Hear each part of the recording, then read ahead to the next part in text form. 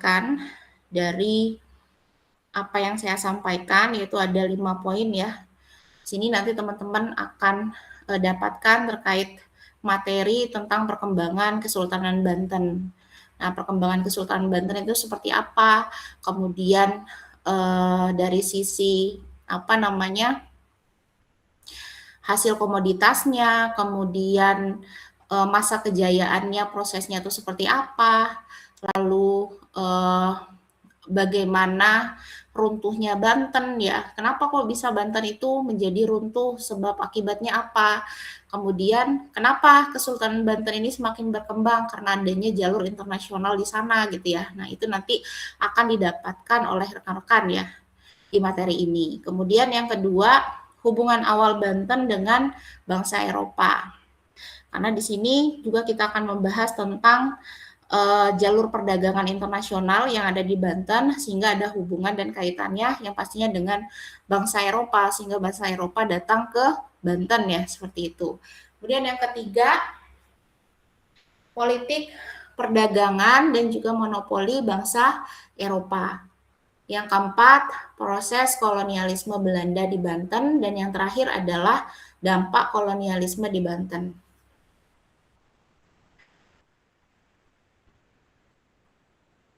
Baik, yang pertama yaitu terkait latar belakang Banten ya. Jadi latar belakang Banten itu yang pertama terletak di jalur perdagangan internasional. Jadi wilayah Banten ini berada di lintasan jalur perdagangan internasional yang mana menghubungkan antara Asia Timur, kemudian Asia Selatan, Timur ya. Jadi di sini karena di sini merupakan lintas pelayaran dunia yang menghubungkan apa? Menghubungkan wilayah Asia Timur, jadi negara-negara di wilayah Asia Timur, negara-negara di wilayah Asia Selatan, di Timur Tengah hingga Eropa.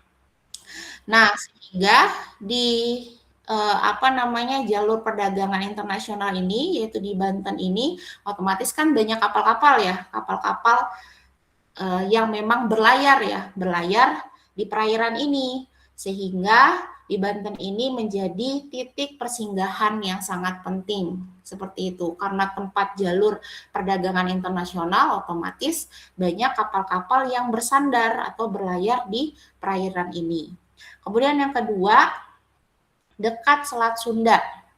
Dekat Selat Sunda atau jalur strategis ya, ini merupakan jalur strategis ya di Selat Sunda ini. Kenapa dikatakan sebagai strategis? Karena Selat Sunda ini menjadi pintu utama.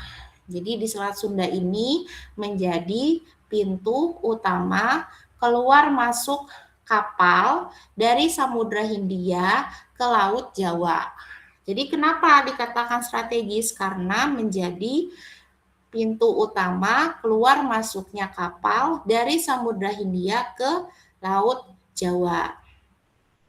Jadi karena Selat Sunda ini merupakan jalur strategis, maka jika ada yang ingin menguasai jalur ini, otomatis dia dapat menguasai jalur perdagangan.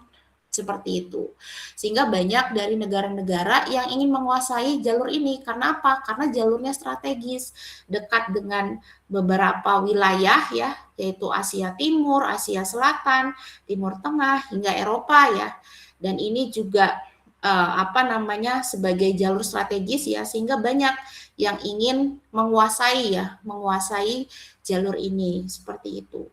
Kemudian yang ketiga menjadi pusat perdagangan rempah-rempah. Jadi komoditas petani di Banten itu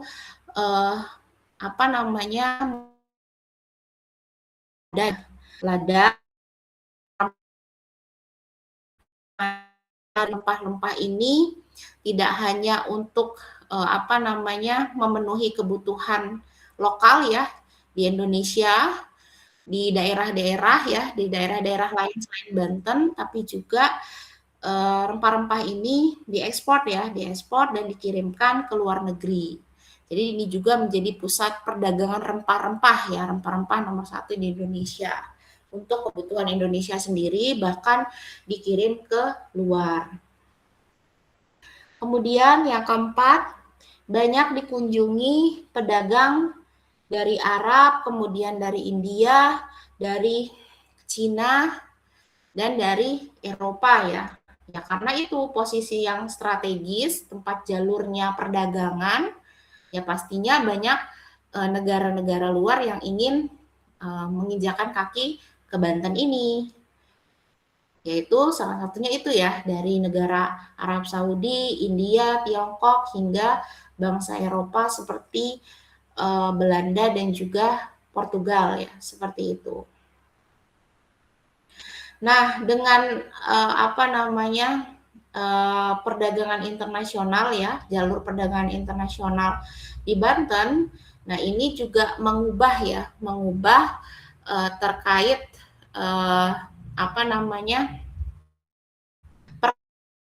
sendiri. Nah, jadi tadi ya merupakan jalur perdagangan internasional, komoditas yang dihasilkan yaitu rempah-rempah nomor 1 di Indonesia, bahkan dikirim ke luar ya, seperti itu. Sehingga ekonomi dan juga budaya Banten itu semakin meningkat pada waktu itu. Kemudian awal berdirinya Kesultanan Banten. Jadi awal berdirinya Kesultanan Banten itu yaitu pada sekitar abad ke-16. Jadi wilayah Banten ini mulai berkembang di tengah kekuatan pengaruh Islam di Pulau Jawa ya. Jadi pada masa itu Banten sebenarnya belum menjadi kerajaan yang berdiri sendiri, melainkan masih berada di bawah kekuasaan Kesultanan Demak. Nah, perkembangan Banten ini tidak lepas dari pentingnya peran Sultan Gunung Jati. Jadi di sini kenapa dikatakan tokoh pentingnya adalah Sultan atau Sunan ya, Sunan Gunung Jati atau Sultan Maulana Hasanuddin. Ini adalah adiknya ya, adik dari Sultan Gunung Jati ya. Yaitu yang pertama, persebaran Islam juga berkaitan dengan tokoh penting ini ya, Sunan Gunung Jati ya, yang menyebarkan Islam di daerah Banten, mana mereka merupakan Kesultanan Demak ya.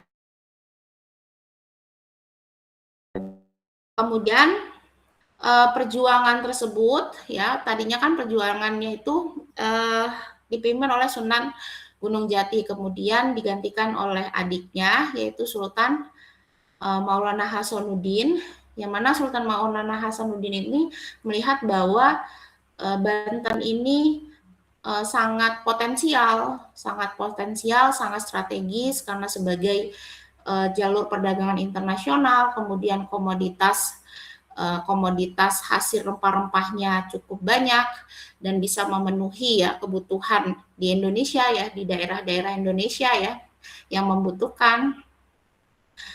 Kemudian bisa diekspor juga ya keluar ya, sehingga Sultan Maulana Hasanuddin ini melihat bahwa potensi Banten ini sangat besar ya di dalam perdagangan seperti itu. Nah, seiringnya waktu Banten ini mengalami perkembangan pesat, baik dari penyebaran agama maupun dalam kegiatan ekonominya. Nah, karena kemajuannya ini, Banten akhirnya mampu melepaskan diri dari pengaruh Denmark ya, dan berdiri sebagai kerajaan Islam yang mandiri. Ya, itu kan karena adanya tapi seiringnya waktu Banten ini bisa mulai mandiri nih, yang tadinya terpengaruh dari kekuasaan Kesultanan Denmark. Jadi seringnya waktu Banten ini mengalami perkembangan pesat ya, baik dari penyebaran agama maupun dalam kegiatan ekonomi, sehingga dia bisa mandiri ya, seperti itu.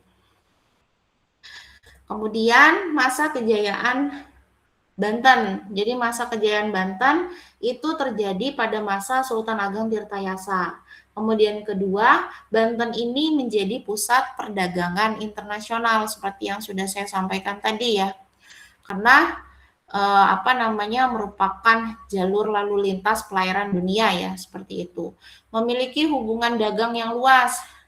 Jadi ekspor dari lada itu dikirimkan ke Inggris, ke Belanda dan beberapa negara lainnya ya. Kemudian yang keempat, sistem pemerintahannya kuat dan mandiri ya. Jadi karena seiringnya waktu ya mengalami perkembangan pesat, kemudian banyak pemasukan dari perdagangan, kemudian dari jalur lalu lintas internasional sehingga membuat Banten itu kedepannya semakin mandiri dan juga kuat. Kemudian faktor kejayaan Banten. Faktor kejayaan Banten itu ada 4. Yang pertama, letak geografis strategis. Jadi Kesultanan Banten ini berada di ujung barat Pulau Jawa. Persisnya itu di jalur keluar masuk Selat Sunda. Nah, semua kapal dari Asia ke arah India Timur Tengah sampai Eropa itu banyak yang lewat sini ya, lewat jalur ini.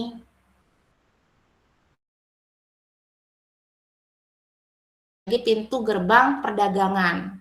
Nah, kenapa letaknya geografis? Yang pasti adalah karena merupakan jalur lintas perdagangan internasional.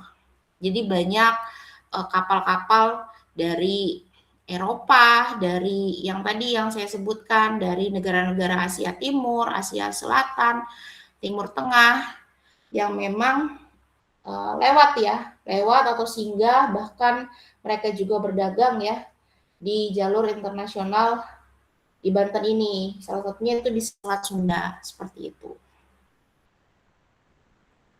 Kemudian yang kedua adalah komoditas lada. Komoditas lada ini sangat diminati oleh Eropa ya, negara Eropa. Jadi lada dari Banten ini terkenal kualitasnya. Nah, di Eropa ini lada itu sangat mahal ya, sangat mahal dan sangat dicari karena memang mereka pastinya menggunakan lada ya untuk konsumsi mereka ya, sehingga banyak diminati di negara tersebut. Nah, sehingga karena lada ini juga sangat penting, bukan hanya di Eropa saja, tapi di negara-negara luar juga yang lainnya ya. Jadi banyak pedagang asing yang datang langsung ke Banten ya untuk membeli. Bukan hanya mereka itu lewat perantara ya, misalnya lewat perantara baru mereka dapatkan hasil komoditasnya, hasil pertaniannya, tapi mereka datang langsung dapatkan lada internasional yang ramai ya. Jadi pelabuhan internasional pastinya ramai. Pelabuhan Banten ini jadi tempat berkumpulnya pedagang dari berbagai negara, yaitu Arab Saudi, kemudian India, Cina, sampai Eropa. Lalu yang ketiga, kebijakan perdagangan terbuka. Jadi penguasa Banten itu tidak memonopoli dagang. Jadi siapapun itu boleh berdagang selama mengikuti aturan. Nah, karena adanya kebijakan ini, jadi negara-negara luar itu nyaman untuk berdagang di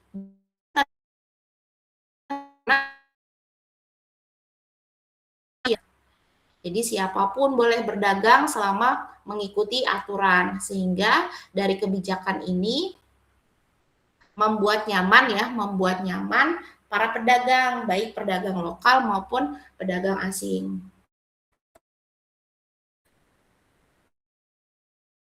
Selanjutnya, Eropa.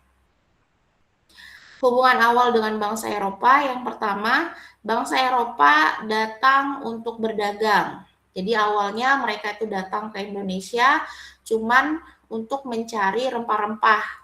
Rempah-rempah, lalu kemudian rempah-rempah tersebut mereka jual kembali ke negaranya.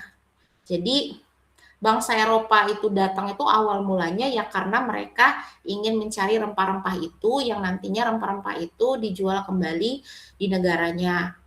Kemudian yang kedua, Portugis, Inggris, dan juga Belanda mulai masuk. Nah, setelah itu, setelah kedatangan Eropa itu, baru negara-negara lain ya melirik ya. Jadi selain Eropa, Portugis, Inggris, dan juga Belanda mulai masuk nih ke wilayah Banten karena memang mereka melihat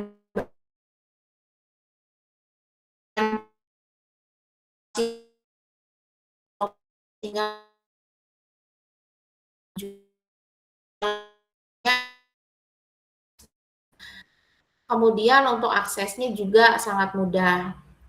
Lalu yang ketiga, awal hubungan bersifat kerjasama dagang. Jadi awalnya itu hubungannya itu bersifat kerjasama dagang. Jadi hubungan dengan penduduk lokal itu pada waktu itu masih baik, saling untung ya, saling untung karena sama-sama dagang pada waktu itu ya. Kemudian yang kedua, Banten menerima berbagai bangsa ya, berbagai bangsa tanpa monopoli. Jadi di Banten itu seperti apa yang sudah saya sampaikan, sistemnya itu tidak monopoli. Jadi kalau monopoli itu kan berdagangnya sesuai dengan aturan. Misal dia memonopoli sesuatu hal ya, misalnya lada ya. Jadi lada itu dijual bukan dari aturan pedagangnya, tapi dari aturan pembelinya, sehingga mereka dipaksa untuk menjualnya hanya ke siapa. Nah, itu memonopoli itu artinya. Nah, karena pada waktu itu sistemnya di Banten tidak memonopoli ya, sehingga pedagang itu nyaman ya untuk berjualan di sana. Lalu masuknya Belanda atau VOC ya, masuknya Belanda VOC. Jadi VOC itu datang di tahun 1596 ya. Jadi Belanda itu pertama kali datang ke Indonesia tahun 1596 lewat pelayaran pertama mereka. Jadi pertama mereka datang ke Indonesia yaitu di tahun 1509 itu masuk ya di tahun 1000 VOC itu datang ke Banten ke Indonesia tujuannya adalah menguasai perdagangan rempah-rempah karena mereka melihat bahwa rempah-rempah Indonesia ini sangat dibutuhkan, kemudian dijual di berbagai negara dengan harga yang mahal, otomatis VOC masuklah ke Indonesia di tahun itu. Untuk apa? Untuk menguasai perdagangan rempah-rempah. Jadi mereka datang karena ingin dapat untung besar. Jadi mereka datang langsung ya, agar dapat untung besar dari rempah-rempahnya. Bahkan mereka juga ingin menguasai perdagangannya. Kemudian awalnya itu hanya berdagang. Jadi awalnya hanya berdagang. Jadi di awal itu Belanda masih sama ya seperti bangsa Eropa lainnya, cuman ingin berdagang biasa ya. Pasar. Jadi mulai melihat dan melirik ya bahwa hasil komoditasnya ini sangat menggiurkan, hasilnya sangat menguntungkan ya. Seperti itu, sehingga lama-kelamaan mulai ingin menguasai pasar. Jadi mereka merasa tidak puas, mulai ingin menguasai perdagangan sendiri, dan tidak mau berbagi dengan yang lain. Yang artinya ini adalah monopoli. Artinya apa? Mereka hanya boleh menjual ke mereka ya, ke Belanda atau ke VOC. Kemudian dijual dengan harga yang murah. Nah, itu berarti memonopoli. Sebentar, tadi ada yang masuk ya?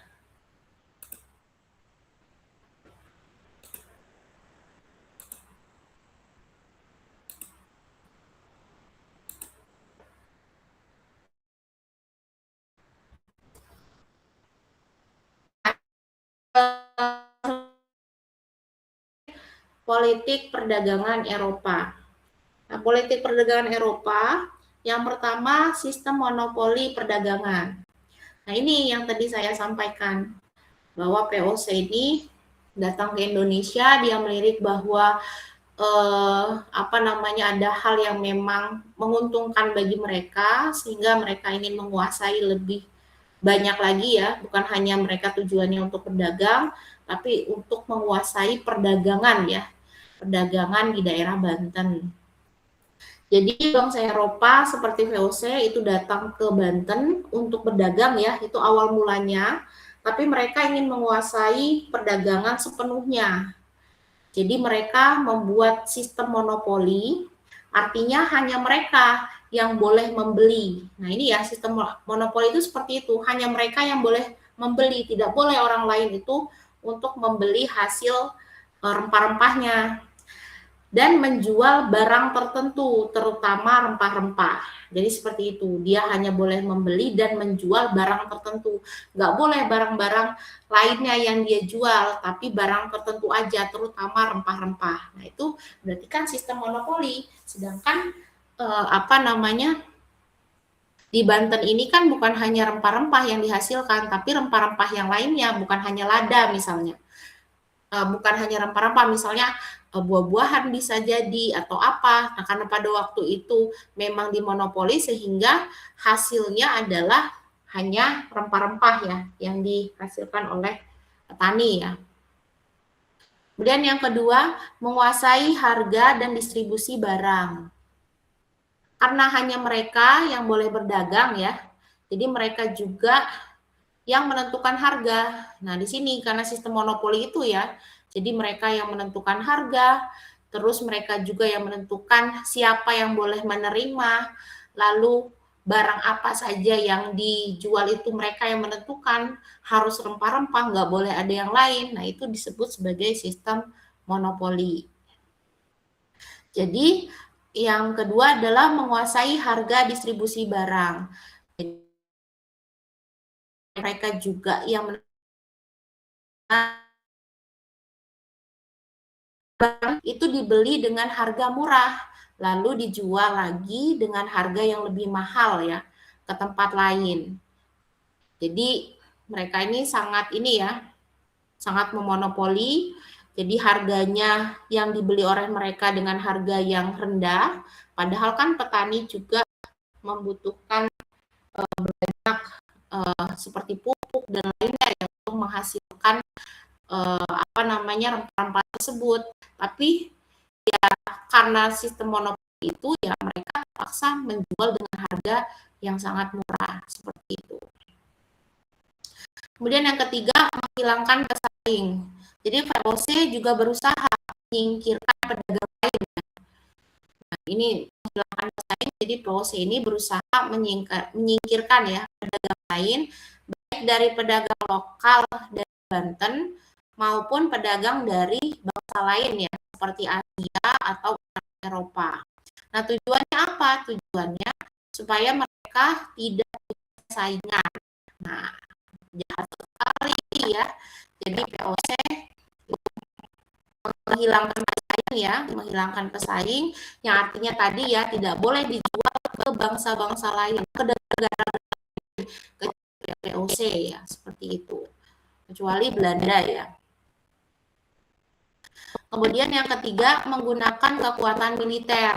Nah, pastinya kan ada sesuatu hal yang memang mendukung itu ya, sehingga monopoli itu bisa berjalan. Nah, salah satunya adalah dengan menggunakan kekuatan militer mereka ya.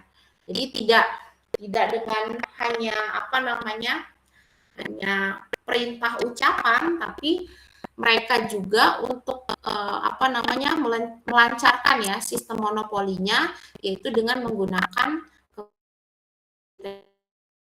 Jadi kalau misalnya ada yang menolak,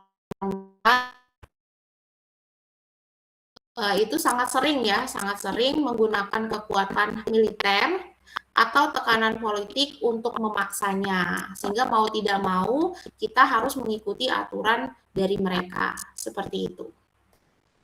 Kemudian upaya memonopoli Belanda. Yang pertama, memaksa perjanjian dagang. Jadi bangsa Eropa itu seperti VOC sering memaksa kerajaan Banten untuk membuat perjanjian dagang. Nah, isi perjanjiannya itu lebih menguntungkan mereka dibandingkan menguntungkan kita ya sebagai petani lokal, rakyat lokal ya maupun kerajaan ya. Jadi dia membuat perjanjian yang memang menguntungkan mereka. Misalnya contohnya hanya mereka yang boleh membeli atau menjual barang tertentu di dalam perjanjian tersebut. Lalu kemudian menguasai pelabuhan tempat utama keluar masuknya barang dagangan. Utama masuknya barang dagangan. Ini berusaha untuk menguasai penting di Banten. Supaya apa? Supaya mereka bisa mengkontrol perdagangan yang terjadi di sana. Jadi mereka menguasai pelabuhan penting ya tujuannya untuk mengontrol perdagangan yang terjadi di sana. Kemudian yang ketiga, membatasi perdagangan bebas Banten. Jadi sebelumnya itu Banten ini bebas berdagang ya dengan berbagai negara ya, dengan berbagai bangsa ya. Tapi setelah VOC masuk, perdagangan itu mulai dibatasi supaya Banten itu tidak bisa bebas menjual barang ke lain ya selain mereka. Kemudian yang keempat, internal kerajaan. Ini juga sering memanfaatkan konflik dalam mereka ini mendukung salah satu pihak supaya kerajaan lemah sehingga nanti itu lebih menguasai perdagangan di Banten. Nah, ini merupakan upaya monopoli Belanda ya, monopoli VOC ya, di mana ada 4. Yang pertama memaksa perjanjian dagang, yang kedua menguasai pelabuhan penting, kemudian yang ketiga membatasi perdagangan bebas Banten, dan yang ketiga adalah mengadu domba internal kerajaan supaya menguasai perdagangan Banten.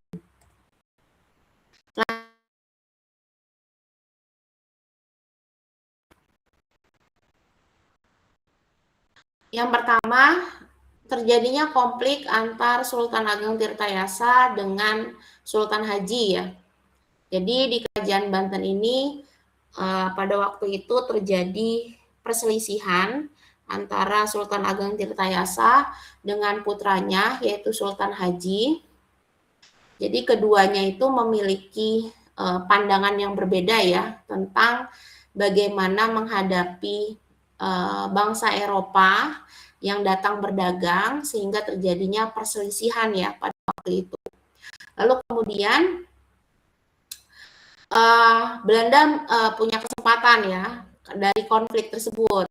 Jadi Sultan Haji ini didukung oleh Belanda atau VOC untuk melawan ayahnya.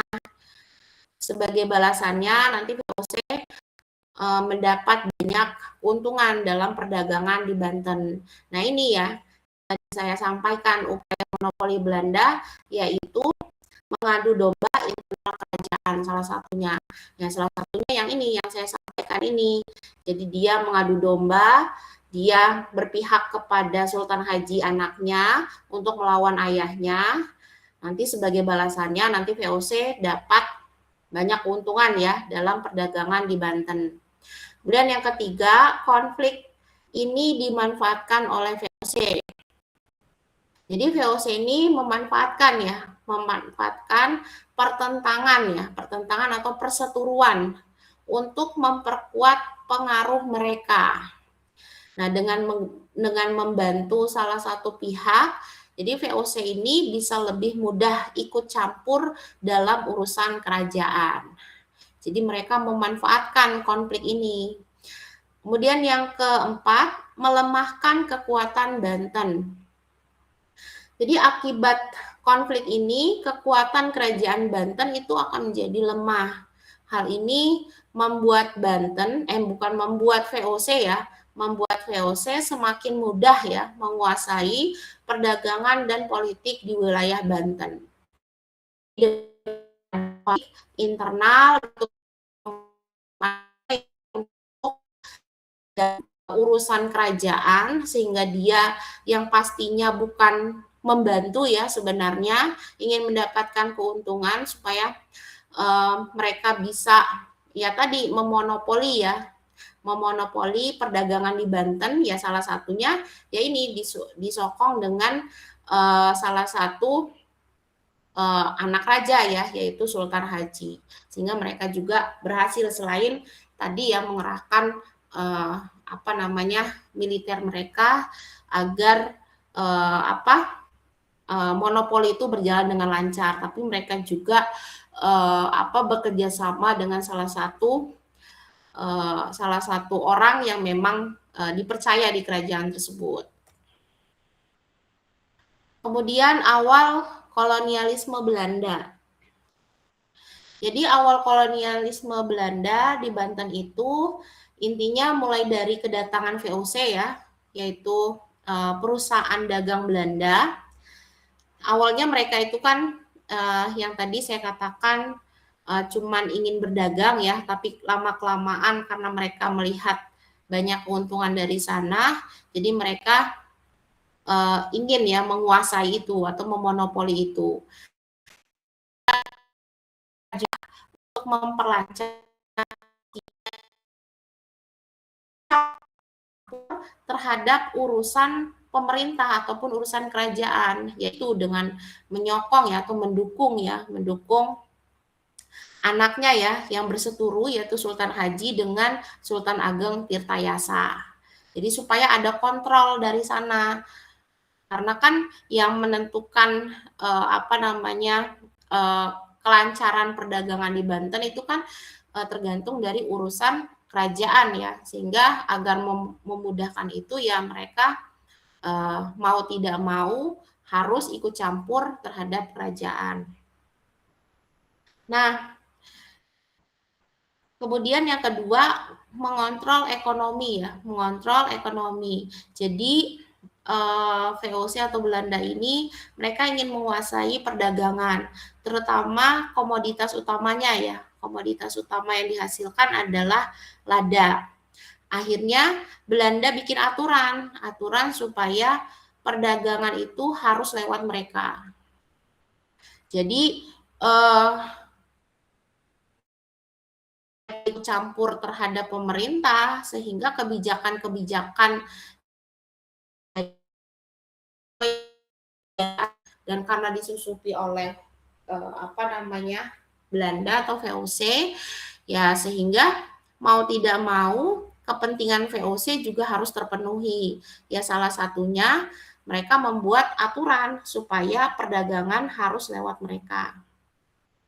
Kemudian yang ketiga, menguasai wilayah strategis. Jadi daerah pelabuhan dan jalur dagang strategis itu diambil alih supaya Belanda makin kuat posisinya. Kemudian yang keempat, Banten kehilangan kedaulatan. Jadi karena adanya tekanan politik dan ekonomi tadi ya, kekuasaan Sultan semakin lemah, kemudian Banten juga jadi tidak bebas lagi menentukan kebijakan sendiri. Selanjutnya adalah proses kolonialisme. Proses kolonialisme yang pertama, intervensi politik. Jadi Belanda itu mulai ikut campur ya dalam urusan kerajaan, misalnya menentukan siapa yang jadi sultan atau mempengaruhi keputusan penting. Nah, itu tergantung dari mereka, dari VOC. Jadi mereka itu bisa mengintervensi politik. Kemudian yang kedua, perjanjian yang merugikan. Jadi Banten ini dipaksa membuat perjanjian yang lebih menguntungkan Belanda. Jadi yang lebih menguntungkan Belanda Nah, ini Banten ini dipaksa ya membuat perjanjian itu. Seperti misalnya soal perdagangan dan kekuasaan. Jadi di sini posisinya Banten ini akan semakin lemah. Kemudian pendudukan militer ya. Belanda ini langsung ya menggunakan kekuatan mereka ya, kekuatan militer mereka, kekuatan tentara mereka. Untuk apa? Untuk menekan dan menguasai wilayah Banten. Yang keempat, penghapusan kekuasaan sultan secara bertahap. Jadi lama-kelamaan kekuasaan sultan ini dikurangi ya. Dikurangi sedikit demi sedikit sampai akhirnya tidak mempunyai kekuatan penuh lagi. Jadi penghapusan kekuasaan sultan secara bertahap.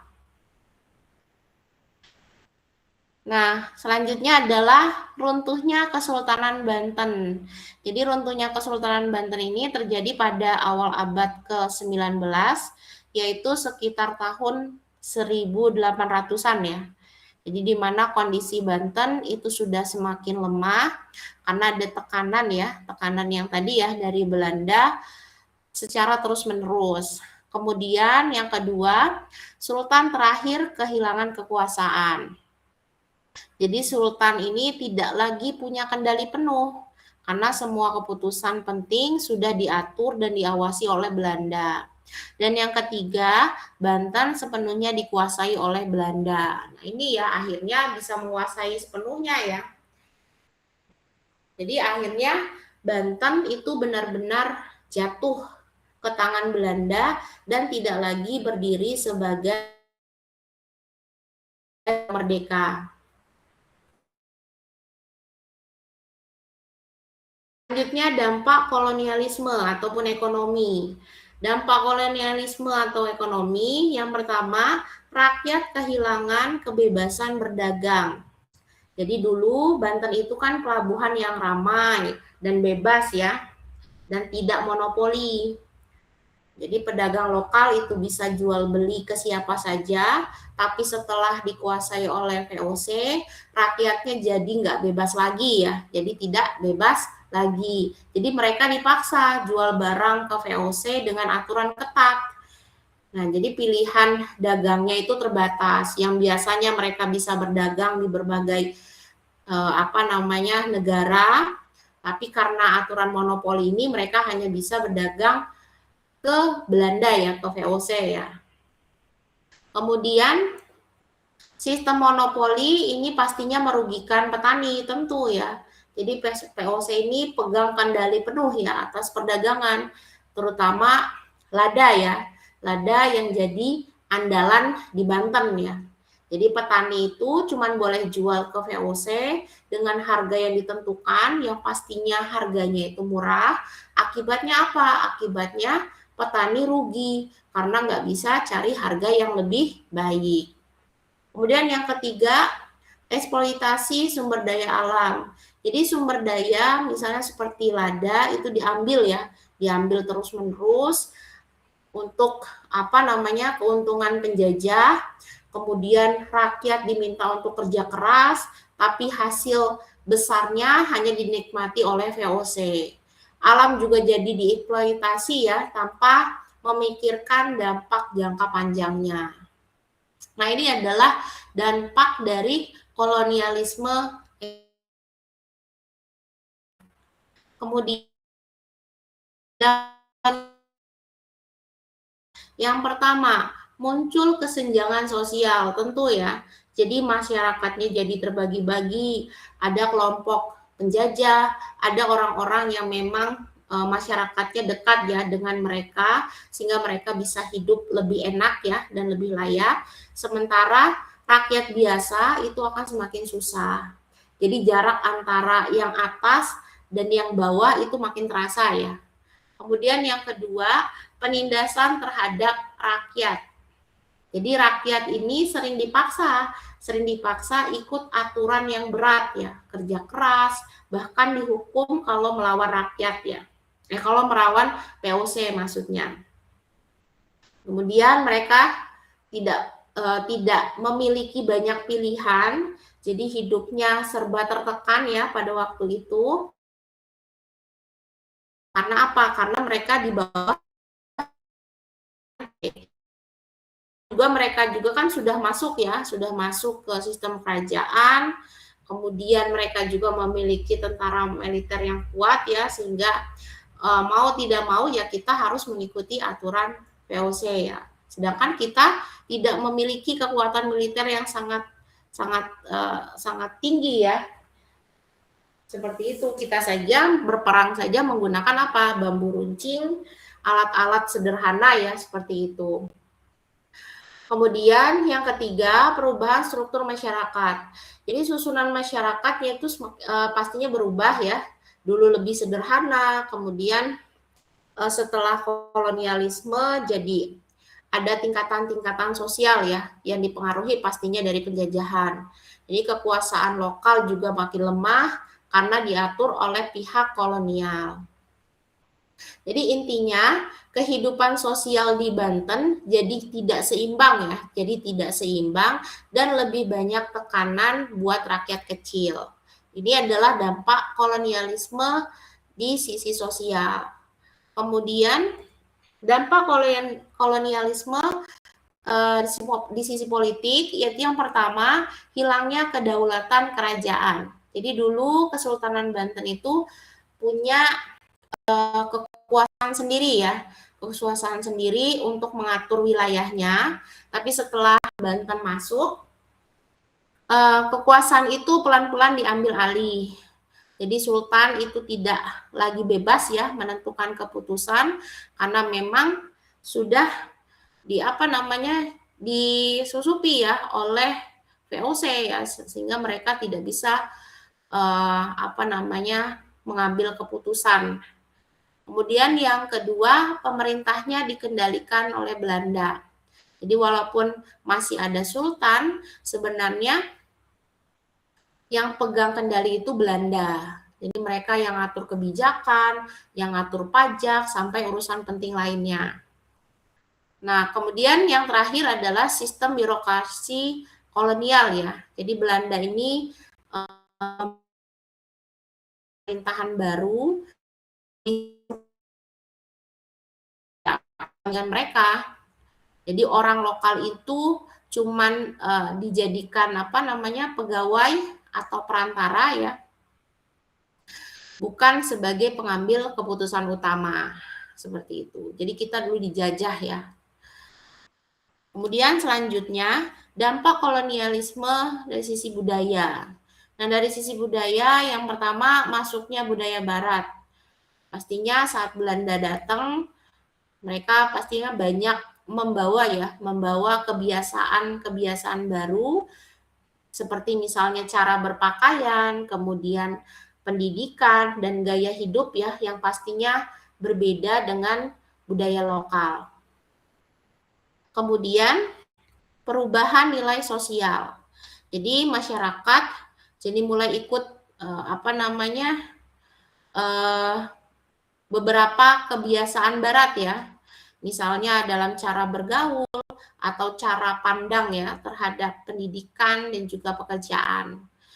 Nah, yang ketiga itu budaya lokalnya tetap bertahan. Jadi walaupun ada pengaruh dari barat, budaya asli Banten seperti adat istiadat, kemudian tradisi dan juga nilai agama itu tetap dijaga dan tidak hilang. Jadi intinya budaya barat ini sempat ya mempengaruhi Banten, tapi budaya lokalnya tetap kuat dan juga bertahan. Nah, ini dampak kolonialisme dari sisi budaya. Nah, kesimpulannya, yang pertama, Banten adalah kerajaan besar dengan posisi yang strategis ya, internasional ya, perdagangan. Eropa awal mulanya adalah bersifat dagang dan kita tidak dimonopoli ya, awal mulanya kita berdagang bebas, berdagang ke mana saja ya, bisa kemana saja, tidak dimonopoli, tapi akhirnya kita dimonopoli ya oleh Belanda sehingga salah satunya dagangnya, untuk proses dagangnya hanya bisa dijual ke Belanda saja, tidak ke negara-negara lain ya. Kemudian hasil pertaniannya juga hanya boleh menghasilkan pertanian rempah-rempah saja ya, tidak boleh yang lainnya, karena itu aturan dari monopoli itu. Nah, kemudian yang ketiga, VOC mengubah menjadi monopoli dan kolonialisme.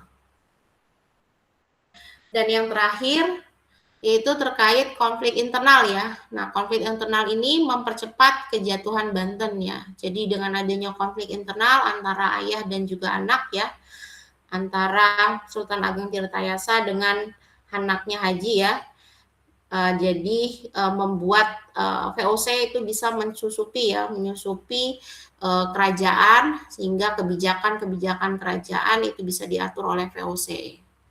Dengan yaitu mereka bisa mensusupi adanya karena yaitu mereka membantu salah satu anaknya ya, untuk mendukung anaknya melawan ayahnya. Nah, dari konflik internal itu membuat cepat jatuhnya Banten. Nah, itu adalah materi ya terkait tadi ya tentang kita belajar tentang latar belakang Banten, kemudian bagaimana awal berdirinya Kesultanan Banten, apa saja sih faktor dari kejayaan Banten itu seperti apa, hubungan awal dengan bangsa Eropa ya, yang awal mulanya adalah berdagang biasa sehingga akhirnya adanya monopoli ya, kemudian masuknya Belanda ya VOC sehingga dia bisa memonopoli, belajar terkait politik perdagangan Eropa, monopoli Belanda itu seperti apa sudah disampaikan juga, lalu konflik internal ya sehingga membuat runtuhnya Banten. Kemudian awal mula kolonialisme Belanda itu seperti apa, prosesnya bagaimana, lalu dampak dari kolonialisme baik ekonomi, sosial, politik, dan budaya itu tadi sudah saya sampaikan. Nah, di sini ada tiga soal ya. Tapi di sini saya minta rekan-rekan menjawab ya. Jadi tidak semua mahasiswa itu bisa menjawab, tapi yang mau menjawab silakan tunjuk tangan, kemudian sampaikan nama dan juga name ya, seperti itu. Jadi ada 3 soal diskusi ya. Yang pertama yaitu mengapa Banten menjadi target bangsa Eropa. Kenapa sih Banten itu menjadi target bangsa Eropa? Nah, itu kan tadi sudah saya sampaikan ya. Kemudian yang kedua, apa kesalahan terbesar dari Kesultanan Banten? Nah, itu juga sudah saya sampaikan. Yang terakhir, apa dampak kolonialisme yang masih terasa hingga sekarang? Nah, itu juga sudah tersampaikan. Nah, ini jawab cepat. Jadi, saya minta rekan-rekan yang bisa menjawab, tolong langsung ajukan ini ya, angkat tangan ya. Yang pertanyaan. Jadi, 3 masa.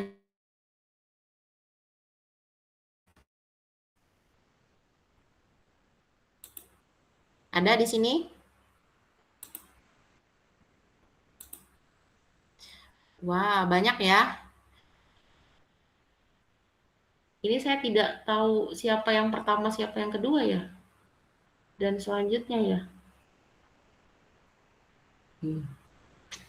Oke, saya acak saja. Silakan Aprian Lintang Pratama. Ada Aprian. Suaranya mana Aprian? Silakan sebutkan nama NIM dari jurusan apa? Perkenalkan, nama saya Aprian Lintang Pratama, NIM saya 33224017.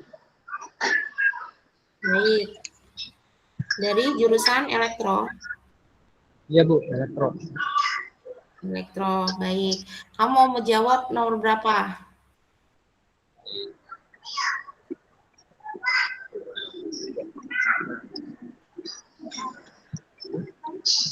Saya ini nomor 2 aja Bu. Nomor 2, baik. Apa kesalahan terbesar Kesultanan Banten sehingga Banten menjadi runtuh? Tadi udah ya disampaikan. Suaranya yang keras ya, ini suaranya kecil ya kalau didengar oleh saya ya. Rekan-rekan yang lain kecil atau keras? Kecil, Bu. Kecil ya? Kecil, Bu. Ya, coba suaranya diperkeras lagi ya. Halo Pak Rizal.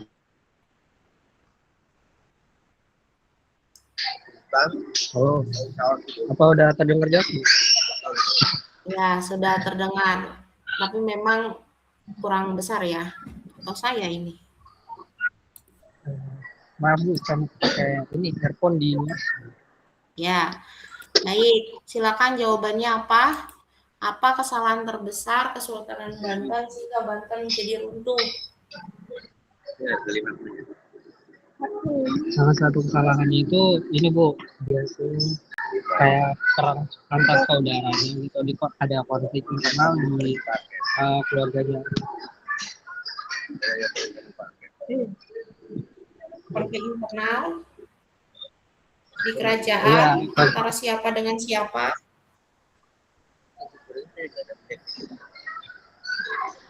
Antara siapa dengan siapa?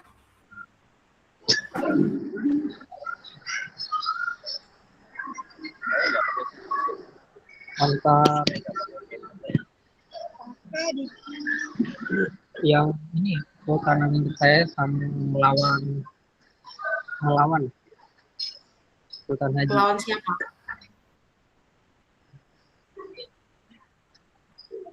Cocok menunya kata Menteri. Amin, kamu coba kamu serius jawabnya. Ini kok coba ulangi lagi pelan-pelan Ya. sampaikan dengan itu ya, dengan benar apa jawaban kamu ya terkait apa sih kesalahan terbesar Kesultanan Banten? Kesalahannya itu adanya terdapat konflik internal antara Sultan Tirtayasa itu dengan Sultan Haji. Dikarenakan Ya, Sultan Haji, iya betul. Karena Sultan Haji itu memilih buat kerjasama sama VOC-nya gitu. Makanya terjadi perang saudara internal. Kemudian yang didukung oleh VOC-nya yang mana? Ya Bu. Sehingga dia bisa menyusupi kerajaan, itu gimana?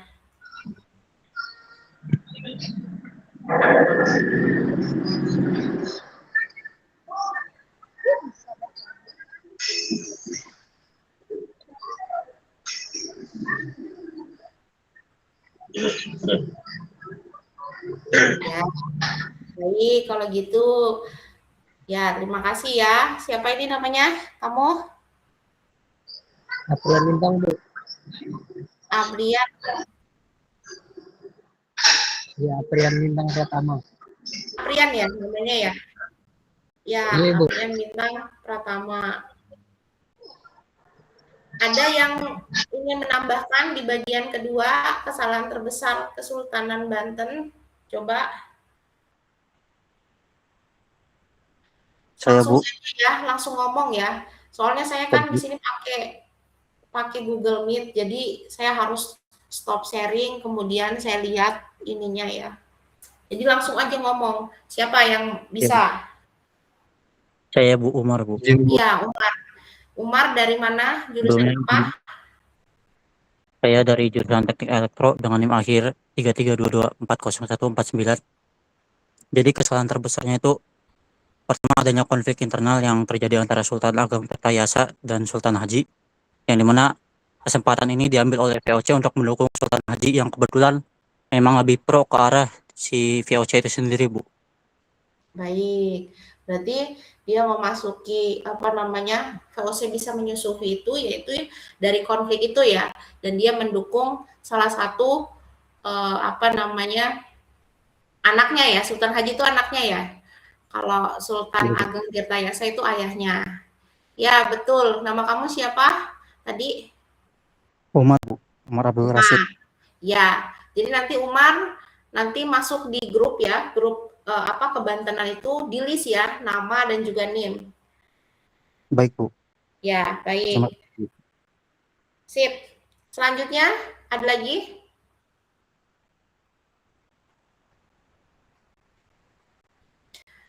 Langsung saja ya. Karena ini banyak, jadi jangan sia-siakan saya memberikan soal ini. Kenapa? Karena supaya saya bisa tahu ya, supaya saya bisa tahu siapa saja yang aktif di sini, karena penilaian itu kita di sini kan belum ada tugas ya. Jadi bisa saja saya lihat dari sini ya. Ada yang mau menjawab lagi?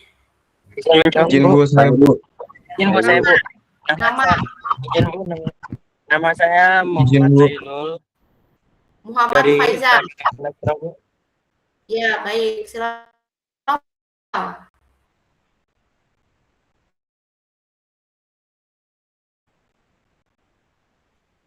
Halo. Siapa Bu? Ya, tadi siapa? Ya, kamu siapa namanya? Oh, izin Bu, nama saya Muhammad Nailul dari Teknik Elektro Oh, Angkatan. Muhammad Hairul. Ya Bu Nailul. Dengan NIM akhir 32, Ya, baik. saya mau menjawab nomor 3 Bu, apa dampak kolonialisme yang masih terasa hingga sekarang? Itu Ya, banyak Bu, seperti yang Ibu katakan tadi. Dengan ekonomi, terus juga kesenjangan akses pendidikan, terus juga mentalitas, yang mana mentalitas ini sangat berdampak Bu, yang mana bangsa kita tuh selalu merasa minder terhadap bangsa asing, juga menganggap luar negeri itu selalu lebih unggul dibanding kita. Terus juga infrastrukturnya tidak merata, terus juga salah satunya panggilan haji itu kan termasuknya dari bangsa kolonial Bu ya. Jadi untuk memetakkan orang-orang yang pernah belajar di Mekah itu makanya disebutnya haji. Nah, itu salah satunya jadi masih masih kerasa lah sampai sekarang Bu. Meta-metanya itu Bu. Ini tuh. Baik. Kalau dari sisi budaya, kira-kira kalau misalnya budaya Barat yang misalnya terasa hingga saat ini apa? Ada nggak? Ada Bu, salah satunya itu penggunaan ini ya Bu ya, apa namanya, celana. Karena setahu saya celana itu kan dibawa oleh kultur Eropa ya Bu ya. Karena sebelumnya kan orang-orang Indonesia itu memakai kain ya Bu. Bahkan raja-rajanya, orang-orangnya juga memakai kain. Jadi seperti itu Bu. Dari budaya fashionnya Bu. Ya, coba ini suaranya gresek-gresek ya di saya ya. Ya, betul ya. Jadi ada dampak kolonialisme ya yang terasa hingga saat ini, yaitu dari sisi budaya, yaitu cara berpakaian ya, cara berpakaiannya yang tadi pakai yang tadi ya celana, kemudian bentuknya topi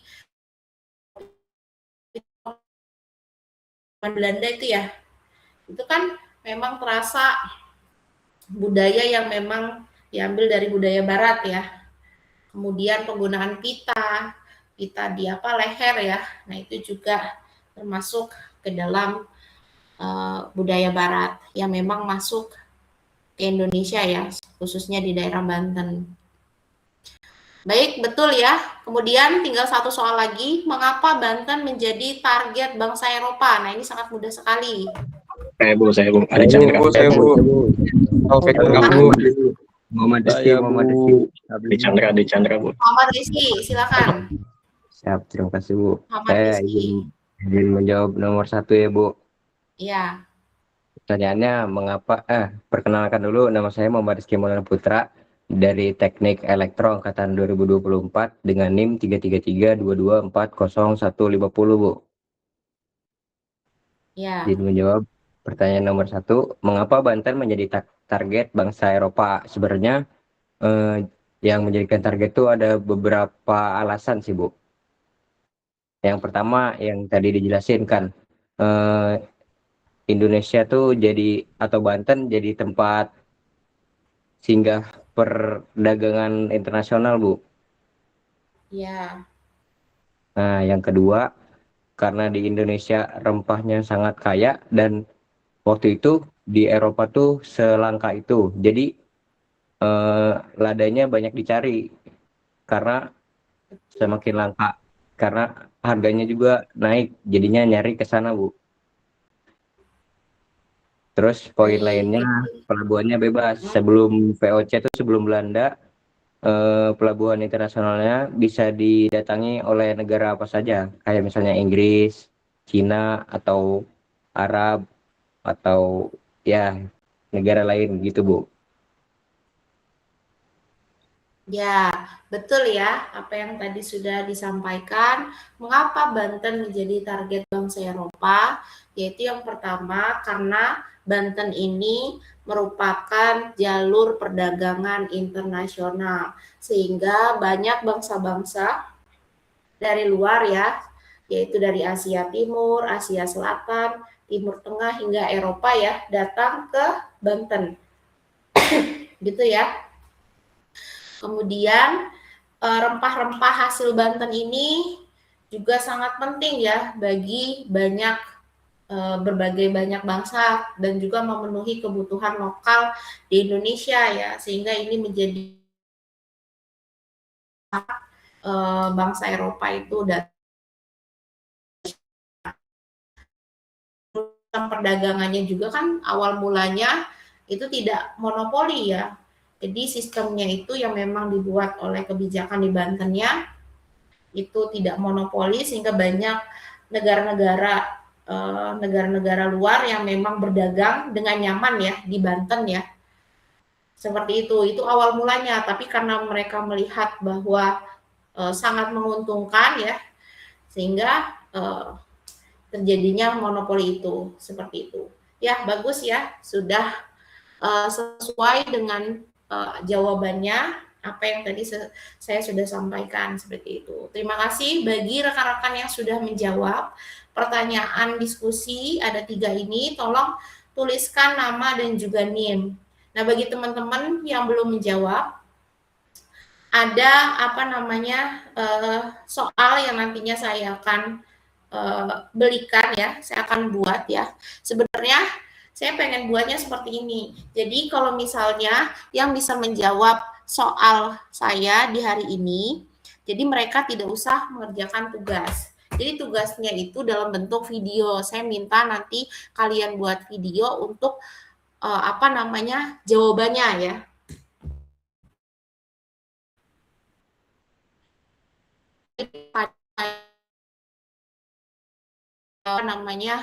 Menjadi nilai tugas kalian karena kan untuk studi kebantenan ini tugas itu kan bukan hanya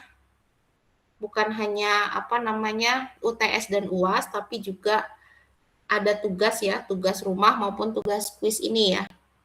Sebenarnya kalau misalnya tugas ini bisa dijawab ya tidak usah membuat video itu ya.